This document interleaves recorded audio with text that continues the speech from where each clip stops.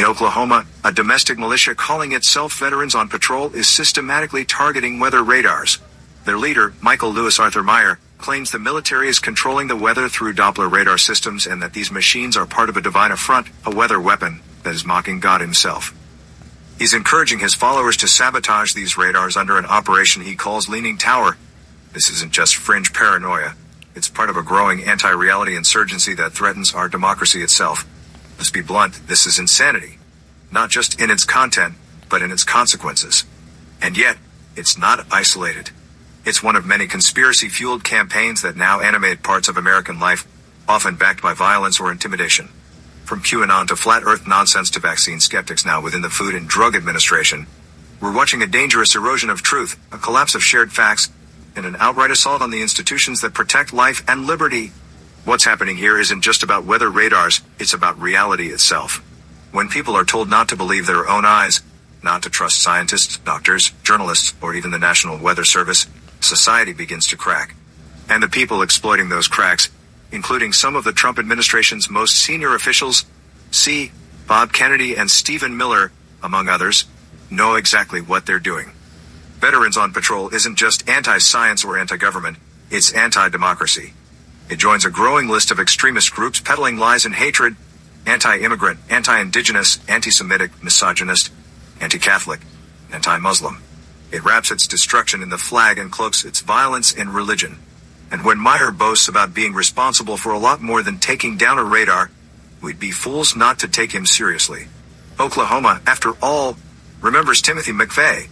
This latest attack rendered a critical radar system instantly obsolete, according to meteorologist David Payne. That radar was designed to save lives, particularly in tornado-prone Oklahoma. When it's destroyed, people will die. Period. This is not free speech. This is domestic terrorism. But here's the deeper issue. This attack is only a symptom, not the disease. The disease is the deliberate poisoning of the American mind with fantasy and fear by a network and system of media and social media owned by anti-democracy right-wing billionaires and filled with Russian trolls. And when truth dies, democracy soon follows. Because democracy, as Thomas Jefferson so accurately pointed out, whenever the people are well informed, they may be trusted with their own government, depends on an educated public operating on the basis of shared truths and actual facts.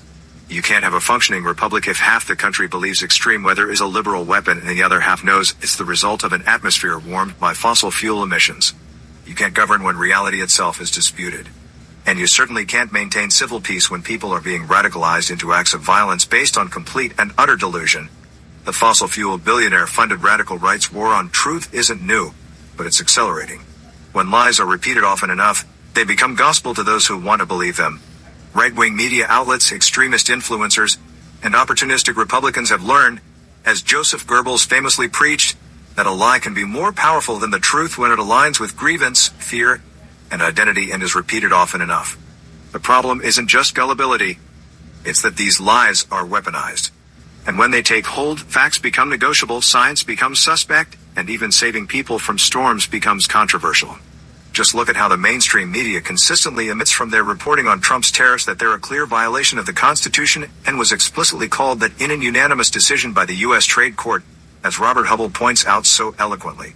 Or when the media ignores the 4th, 5th, 6th, 7th, 8th, and 14th Amendment violations of ICE random, masked, warrantless arrests and incarceration of brown-skinned people, including those with green cards at the Alligator Alcatraz concentration camp, along with those with full, court-ordered permission to be here in America.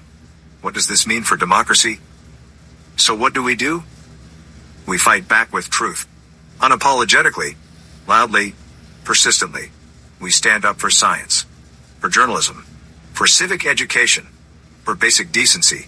We hold platforms accountable that spread lies, tweak their algorithms secretly to promote anti-democracy messages, and reject the persistent mainstream media cowardice of both sidesism.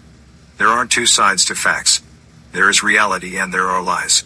We support platforms, networks, media, newsletters, programs, writers, speakers, politicians, and movements that promote the truth and push back against the creeping fascism that is rapidly overtaking our nation. So we must loudly and persistently call this out for what it is, an attempt, which has so far been successful at destroying democracy in nations like Russia, Hungary, and Turkey, to engage in social and political sabotage, It's radicalism, a form of domestic terrorism whose target is democracy itself. And it's time to say, enough. Because without truth, we don't just lose the weather forecast. We lose our nation.